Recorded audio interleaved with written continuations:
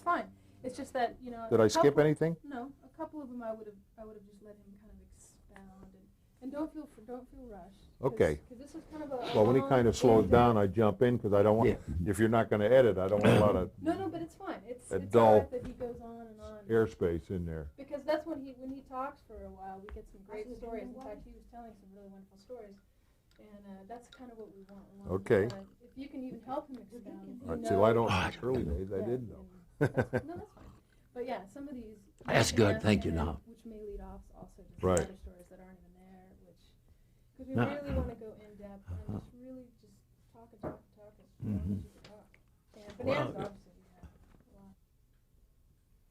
Well, it's just to elaborate a little more on the atmosphere with the studios. And I mean, I know you were at Paramount, but all the studios had the same basic atmosphere and opinion about television, didn't they? That's right. Mm-hmm. Did they resent it? They resented it. They did. There's no question about it. They resented it because the majors did everything to stop it. Went to 3D, it didn't work. They went to the big screen, it didn't work. And then finally, they had to admit that this is something they got to face, and they did. Well, for the crews and people working on television, do they feel it was a step down to work on television? A little bit, because I didn't want to go on. I'll be frankly, I didn't want to go on Bonanza. And when Frank Caffey asked me, he said they're interested in you, and they're closed down for the Frank Caffey was head of production. Head of production Right. at Paramount, and they were closed down for that particular season. And I said, well, Frank, I don't want to go on TV. He said, well, listen. He says things are going to be quiet. You're going to look into it. And that's the way I never knew Jamie Lane, and he called me, and I talked, and little by little, I ended up going on TV. He was associate producer, production manager on that. That's right. Right. Now, you did not do the pilot. You said I did not do it. I understand from a source that was on the show told me I was supposed to do it. And that was months and months later. Right. Now, who did the first year of Bonanza? You remember? Les Shore did the first year. And then Mr. Dortort and Jimmy Lane asked you to come on. You started the second year. Second year. Second season. Yes, and I stayed on it for the entire time at 14 and a half years, until Dan Blocker passed away, and they closed it. That was after that. But right. Was it much different working in television as compared to your whole career as a cinematographer in film? Well, at that time, NBC, I think most of the networks felt that film should be shot in a certain way for TV. We didn't think so, and we found out later that as long as you give a nice theater print, that's good enough for anything. And so to my opinion, we still shoot it that way. Alex Quiroga, remember Alex? Yes, I do. Color consultant? Yes, I remember him very well. Okay. In the Bonanza, the stars of Bonanza, Lauren Green, Dan Blocker, Pernell Roberts, Michael Landon. You want to comment on each one of those? Well, I didn't. When I came on the show, I didn't know David Dortort or Thomas Arnold, but I met them all. And with the cast, Lauren, Mike, and Dan, and Pernell, it just came to in a situation that I fell in love with it and stayed on it, and worked out just great for me. And I enjoyed every bit of it. I couldn't ask for a better association than I found on that. So I know that later in years, when Bonanza was going strong, and the studios had started laying off certain ones, that everybody thought, well, I was very lucky, and I was very lucky. Working with Dan and Mike, and with a lot of jokes going on during All those those jokes, a lot of fun. And Dan Blocker was, so wonderful telling the story with all the dialects he had and the routine he had. He'd string them out a little bit and exaggerate the joke, but at least he was good at it. And Mike was good.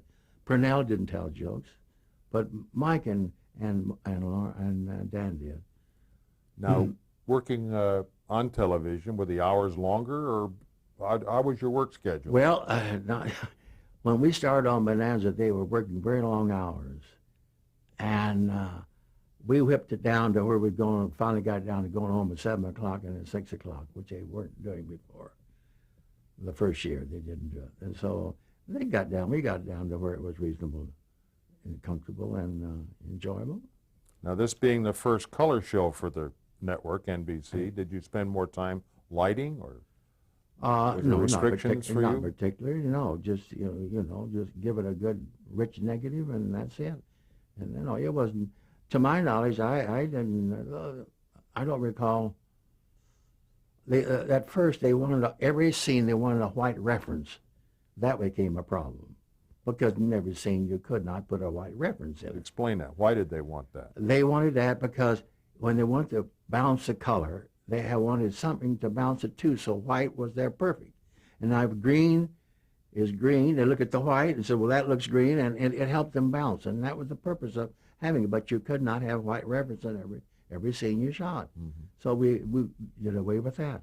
And we did few things we did away with, and now it's just shot just like an ordinary feature. I don't think anybody shooting TV today is doing any different than that. It's shot just like you shoot a feature. Of course, in today's market, your film is different, so you Yeah. light for Film the is film much that you have. faster, much better. Equipment is much better. Cameras are better. Everything is better. Your cameras were pretty large in those days. They were very large. On the 3D, I have in the room there, it weighs 700 pounds. 3D. You were glad you weren't an assistant. in those Oh days. boy, yeah, that was something. But that didn't last long. The funny thing about it, when 3D hit, we would keep 7 or 8, 10 shows going on the lot. And overnight, they stopped all of them. And the next morning, they started shooting them over in 3D. And one we were on was Jerry and Dean, George Marshall directed, with Hal Wallace, was 3D. And the blimp the camera was in is 700 pounds. And I was an operator, and this thing is so big, I had to put the camera on a boom, a small boom, and all the panning I could do with this hand, but the tilt I couldn't reach it. And sometimes I could reach the tilt, and I couldn't reach the gear, and I'd take my foot and turn it.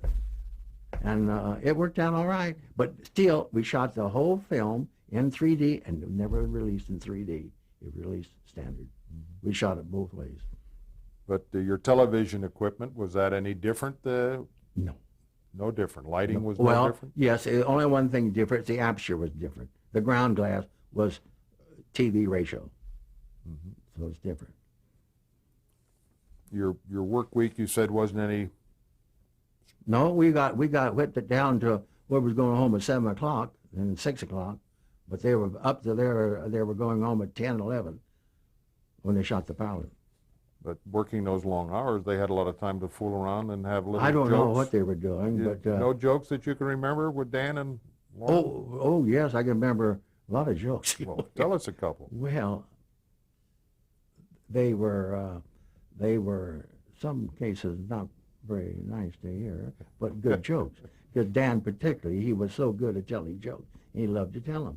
And Mike was also that way. But I will say this, that on the years with Dan Blocker, I would try to tell a story I'd heard outside that maybe he never heard. And over the years, I'd get halfway through the story and he'd tell me the answer. Never, year after year, could I find the story. And then at the end, we was at Warner Brothers, I think the last year of the show, he went over to Italy or someplace. He had this castle he rented. Switzerland, you know. He had this castle, and he went over to this castle, and he came, on the weekend, we shoot, so he'd get away early on a Friday. Go over there on the weekend, Saturday and Sunday, and come back Monday and work. This Monday morning, he just returned from Switzerland, from the castle, and he always came on the lot, on the set early, and I got to get there early. It's about 6:30 or 7. And the prop man was there, and Dan setting, and I went over to him, and I says, Dan, the Pueblo, which the North Koreans had captured the boat, if everybody remember that, the Pueblo, the North Koreans had captured it, was holding the crew and all. And when I walked on the stage, I says, Dan, did you hear the news? He says, no. I said, they released the Pueblo. He says, oh, they did? I says, yeah. I said, how come? where they found out one of the seamen was from Texas and no, it couldn't be an intelligence ship, so they released it. And he says, "You little son," and we started after. That's the only time in 14 and a half years that I ever told a joke on him. He didn't finish. His being from Texas really didn't like that. Well, I'm from Oklahoma, and he's from Texas. You hit a so nerve we had the there. thing, you know. Right. Yeah. During these early years of television, Kodak was very active in trying to develop new techniques from Yes. film. Did that happen? Oh yes, they improved film motions all along, every so often. How often did they come up with a Every 2 or 3 years. 2 or 3 I years? would say yes. Did that make you adjust your lighting? Oh, Or? no, it helped just a lot. Kodak just did a lot of wonderful things when it comes to the film.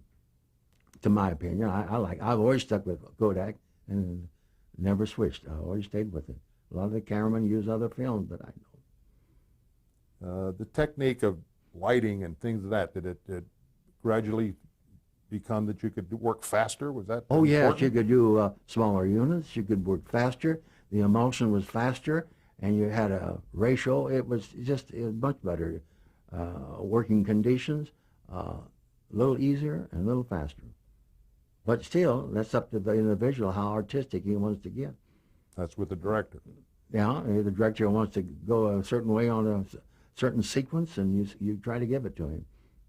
And in early years of Bonanza, you did an episode called The Artist. You Yes. remember that? Oh yes, I remember that well. You didn't want to talk about it? Could you have a few? Well, it was an artist where this gentleman was going blind. He was a famous artist, if I remember this one you're talking about. It was a show between Lauren and him. And this man was going blind. He couldn't paint anymore, so he started selling his paintings to an art gallery in San Francisco to live on. But certain paintings he didn't want to sell. But the point was, we had to have an art gallery, or his studio, and we used the interior of the barn at Ponderosa. And we hung different things, blankets or different things on the wall, and I threw color lights on the wood, and everybody saw it, wanted to know where that sequence was shot. They could not believe it was shot in the barn because we jazzed it up so it looked rich and it looked like our art gallery, our studio that he was working in.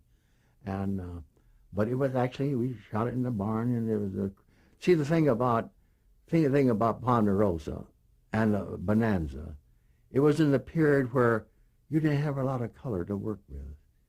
Your houses were all in wood, and I'd always see a show on television or a feature where they had a beautiful hotel and all these beautiful sets, and I just wish I could just in one of those shows to get a chance to really bring color out and jazz it up and do something very artistic with it. But we had to stick with a period to keep it looking like that period, and it was rustic, and that's the way it was, so we stuck with it.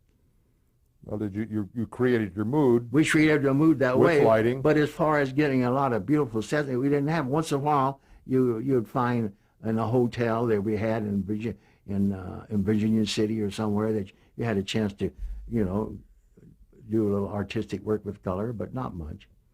Did this frustrate you? Oh yeah, in time I'd like to. Like a lot of times, I'd like to use colored lights and put it on something, but it wouldn't fit the period. But in modern times, you can do that. Like today, now they have all these,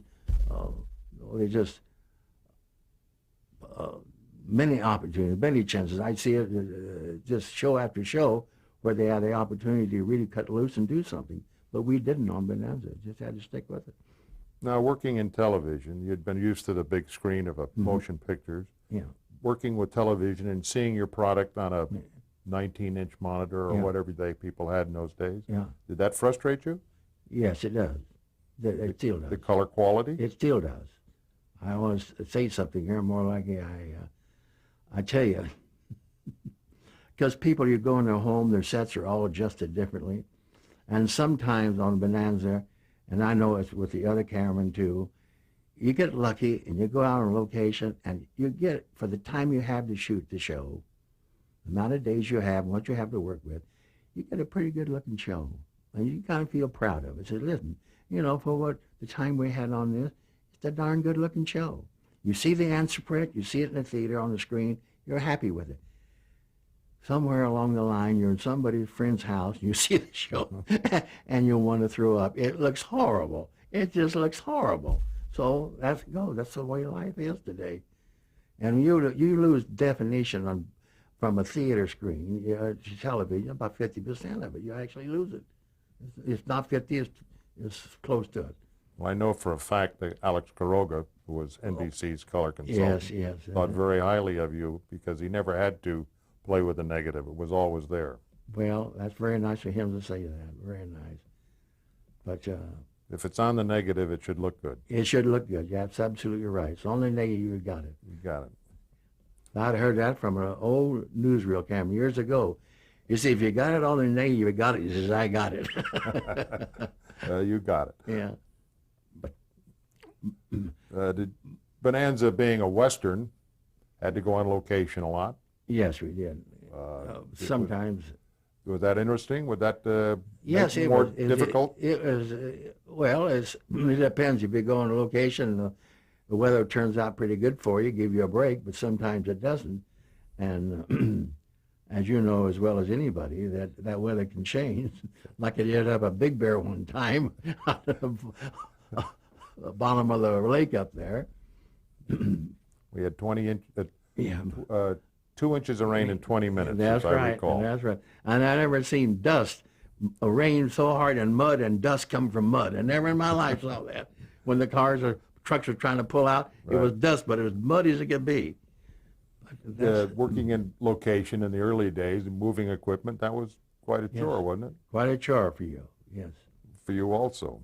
Well, yes, moving things around from place to place, it took a while to move it. Right. Did you, when we were working at Paramount on Bonanza, were you on stages most of the time, back lot? We were on the stage. What stages did you have? Stage 17 and 60 was it, yeah. And one was the interior of the Ponderosa and the jails and other little sets.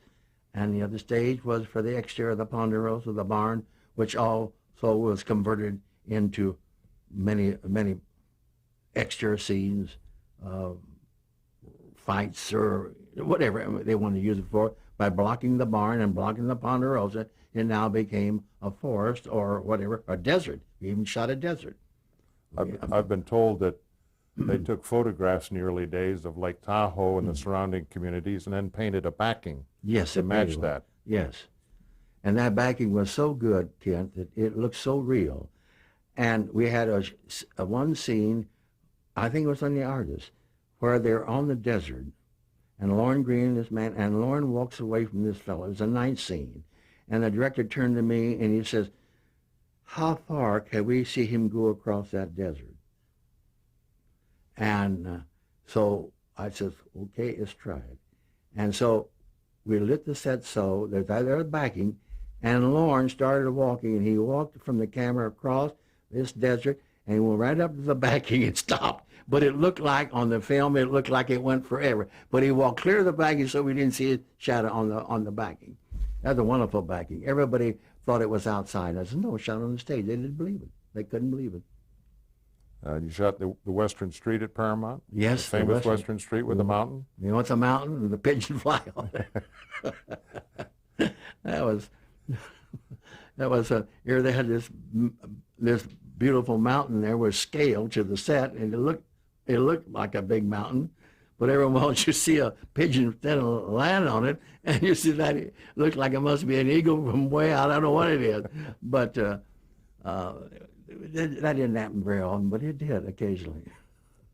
I think I've jumped ahead here, Buzz. Let's go back a little bit. On Bonanza, you started working with an alternate cinematographer. Yes, that's when I came on it. Did you enjoy that? And tell us a little about that. I went out because Frank Cabby had a production at Paramount, told me this is interesting, and finally, I didn't know what to do. I didn't want to go off production.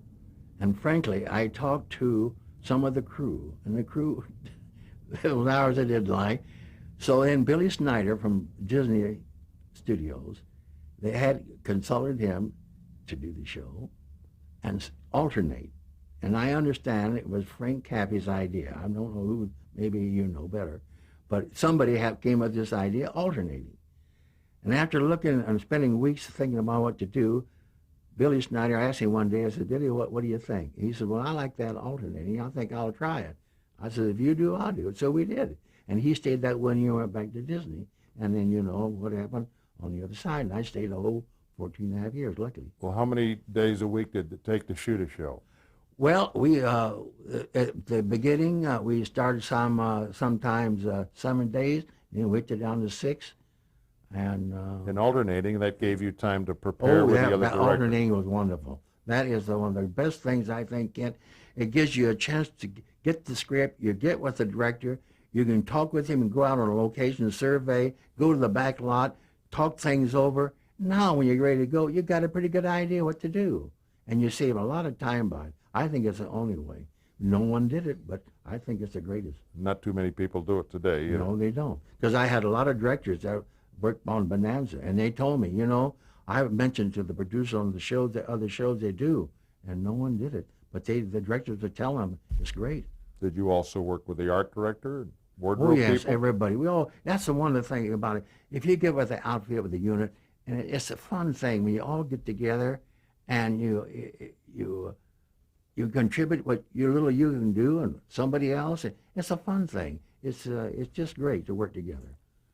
There was also a Bonanza in 1970 called Bushwhacked. Bushwhack, yes. You remember that one? Yes, I think so, yes. Remember anything in particular about it? Bushwhack. As I recall, it had many different lenses and tried out different things of that nature. Oh, that was the one that, yes, where Mike, he goes and he's unconscious In dream on a sequence? on a farm, and they don't know what in the world happened to him. And it's a flashback.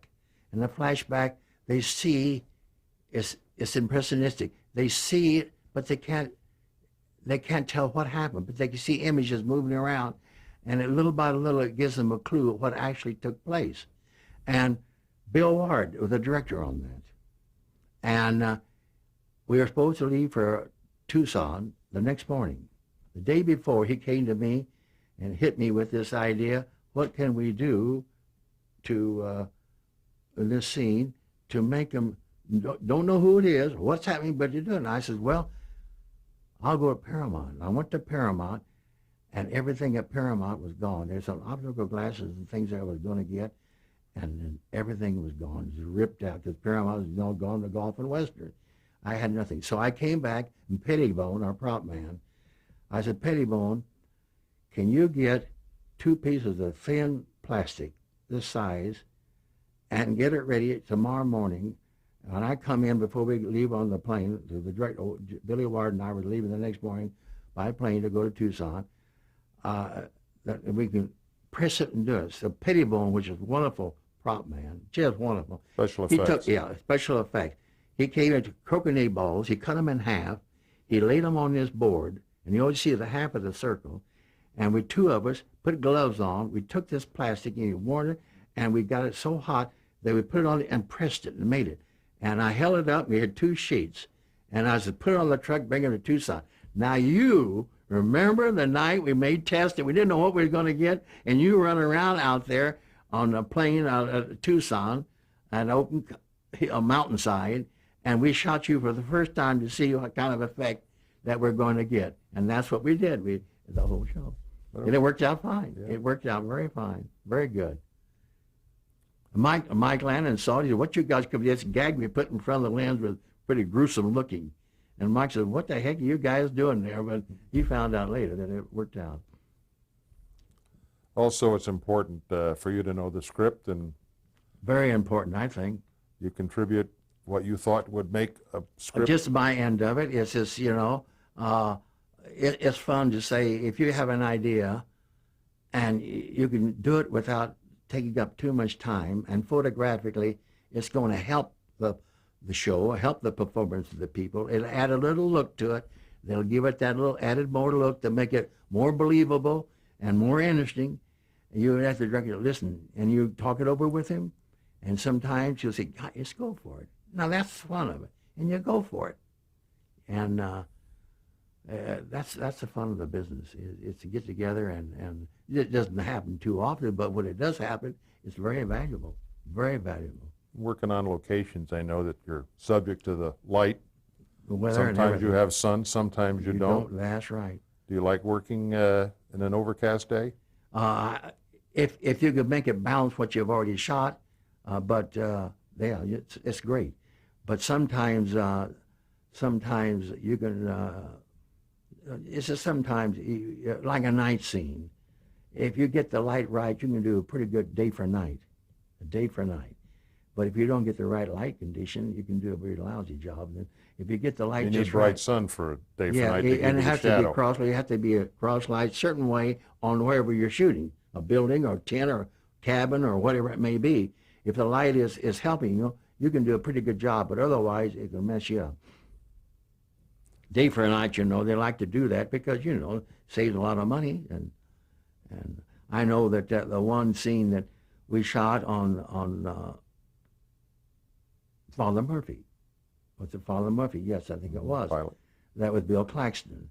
And we shot the interior where this kid breaks into the store at night and steals stuff, and he runs out. And now we're out at Universal lot, back lot, and we want to get the police coming along checking the doors. Well, this is exterior. This is daytime, and Bill wanted this shot so bad, and we happened to be finished up early that day, about 3 o'clock, and I turned to Bill. I said, "Bill, do you still want that shot?" He said, "Yeah, I'd like to have it." And I said, "I think we can get it for you." So we made it, and I think you saw that. That was to match what we shot inside on the stage, and it worked out pretty good. Right. It worked out pretty good, very good.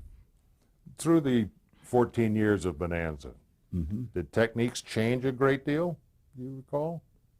On the 14 years, well, the thing that changed is equipment and film and things like that. It changed. And then we got a little bit better break on some stuff, like a little better sets, and everything improved a little bit. It didn't go down, it went up, I could say it didn't degrade at all. It improved all the way, to my opinion. And the last few years of Bonanza were shot at Warner Brothers Studios. Right. Was that a tough decision for you to make, to leave Paramount after all those years? Yes, it was. It was, very much so. Because I've been there and started there all my life, and to walk away from it, and I told the crew when this rumor started, I said, "Don't worry about it. We're not going to move." And they listened to me, and it didn't work out that way at all. We had to move to Warner Brothers. And Did all the crew move, or did some of them stay at Paramount? Most of them did. There's very few who stayed at Paramount. I think a lot of them lost some of their pension, They lost their severance pay and everything. but they wanted to stay with the show. They wanted to stay with the show, and I went with the show. Well, I think they wanted to stay with you also. Well, I don't know about that, but we all went in a package deal, and it worked out great. Dan Blocker's death in Bonanza, do you think that hurt the show? Oh, yes, I think so. I think so. Well, that's why they canceled it, I think. Because Purnell had left, and Purnell, I never understand why he wanted to leave. Because, can I talk about that? Sure. No. He, Purnell, for some reason, we go on location up at Tahoe place. It says, "Bus, let's have dinner tonight." We just the two of us go to the North Shore Lodge and have dinner. And the first time was when he was wanting to leave. And I said, "But Mel," I said, "the show is just now getting started. Look at the money going." He said, "I don't care about the money. I want to do Shakespeare better. I'm sick and tired of Westerns." And I talked to him, to me, that don't make sense. And we talk about it, and so and so and so and so. Now we come back, and very frank, very gentle, and that happened time and time again. And then one day I went up to the stage to check with the crew about something, and I opened the stage door, and there was Purnell coming out. He said, "Bus, did you hear? Did you hear it?" I said, "So what? They let me go." And I said, "Isn't that what you wanted?" He said, "Yes, but it's the way they did it." Now, I don't know what he was talking about, but he was gracious. On the set, he'd never speak to me.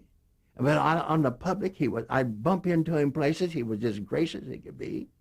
And we was up there at Tahoe one time, and the director and I came up to take over after the unit there was going to finish. We started the next day. We went out and looked at the location, and we came in, and the director says, listen, he says, I'll buy you drinks. We was at the bar, way down at the end of the bar, that time of the day, there's very few people there, was Purnell sitting with a fellow. We're going to cut tape here for a minute, Okay. Buzz, and we'll pick it up.